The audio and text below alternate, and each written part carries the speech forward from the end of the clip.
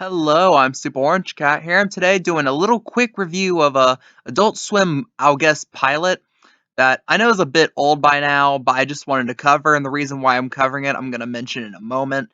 It is called Smiling Friends. It was created by Michael Cusack, and if that name sounds familiar, it is because he is the guy that created the Bushworld Adventures short, the Rick and Morty short that aired on yeah, April Fool's Day. I want to say a year ago. Yeah, 2019, I think, because I know 2018 was the Tanami year. So, and just I want to do what I usually do, just talk about some of the stuff I liked, and then some of the stuff I didn't like, and then just kind of give a rough rating at the end. Something I noticed about this show right off the bat. Usually, Adult Swim shows they're well known for being very avant-garde. They're the type of shows, the one hallmark you usually see in Adult Swim shows is that when you watch it, you know it couldn't come from anywhere other place. Adult Swim, they pick up whatever experimental, avant-garde things they can find, stuff that wouldn't air anywhere else, stuff that would get sent down to other places. And this show is no exception to that rule. It is a very bizarre, unique show in many ways. And some of the stuff I really liked it took a moment to get to me, but I kind of liked some of the humor in it, especially some of the kind of like, for example, one of the jokes I really liked was the boss. He was like, asked the main characters, "Hey, do you mind if anyone eats?" And expecting him to like pull out like a ham sandwich and start eating it. All of a sudden, he pulls out this weird deformed baby and starts breastfeeding it. And just the sheer shock value of that worked for me. However, that kind of ties into one of the weaknesses in the show, which I'll get into in a moment. The other stuff I did like too was honestly, I kind of like the gallows humor in this. It was very dark. This episode, the basic premise of the show is that these guys, they're at a company and basically their job is to make people happy. And if that sounds stupid, it is because it is, and it's intentionally so. And that's something I kind of like too. And there's this gag where they have to convince this guy to not kill himself. And literally, they take this as literally possible. Like, he literally walks around with a gun pointed to his head the whole time. And it's one of those things too where the main character really adds on to it. Like he's this like very, very happy-go-lucky character who's like very happy-go-lucky character. Nothing puts him down. He's always happy, which leads to the twist at the very end of this. And yeah, that's something I also kind of like too. And that's one thing I noticed.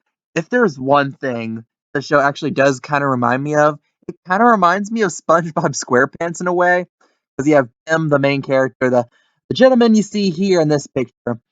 He is basically SpongeBob SquarePants, but if he was 40 something, you know, especially if the existential crisis that hits him at the end of the episode.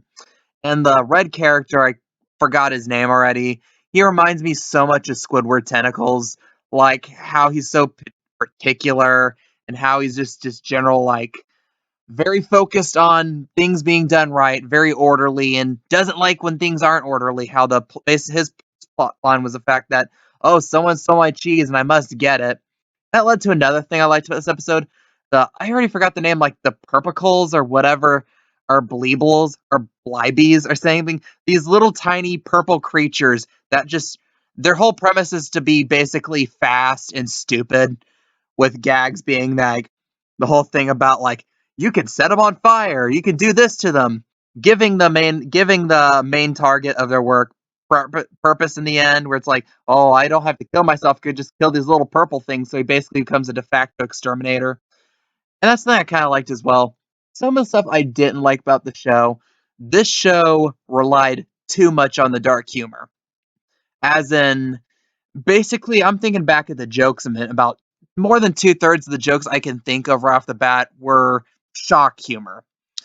And shock humor works. And shock humor only works if you use it sparingly.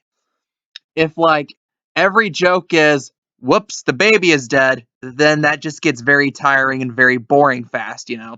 And that really, I think, takes away from it. And that's something this pilot, did a lot of. And that got a little grating after a while. Other things too, outside of maybe Pym, I didn't really find any of the characters particularly, you know, returnable. Like characters like, I really like this character. It just didn't occur to me in that way. But all things considered, this was a pretty solid short. And if I had to give a rating to this, I would give this about an 8 out of 10. And the reason why I'm rating this seems kind of random because I think this is like more than a year old by now. Reason why I'm doing this is because Michael Cusack, the creator of this show, the director, his new show called YOLO Crystal Fantasy. I still laugh at how bad that title is airing this next upcoming Sunday on Adult Swim. It is something I am planning on reviewing as well, since I have a tradition of reviewing new Adult Swim stuff, like most recently Three Busy Debras, Tim and Eric's Beef House, and if you go back a year or two, Laser Wolf as well. And I'm gonna rate that as well. Though recent history hasn't been too kind of my opinions of Adult Swim shows. If you recall, my reviews on those shows were generally poor. Albeit my re-review of Laser Wolf was more friendly because that show found its identity during this season and it kept working at it. So I'm not surprised, and I actually am looking forward to Laser Wolf season 2. You know, so that goes that there. What do you guys think? Do you think a show called YOLO Crystal Fantasy will not seem dated? I want to know if that's your opinion about it. Leave your opinions, leave your comments down below. If you like this content, want me to keep reviewing Adult Swim stuff like this, please like, please comment, and subscribe. I'm Super Orange Cat, and that is all.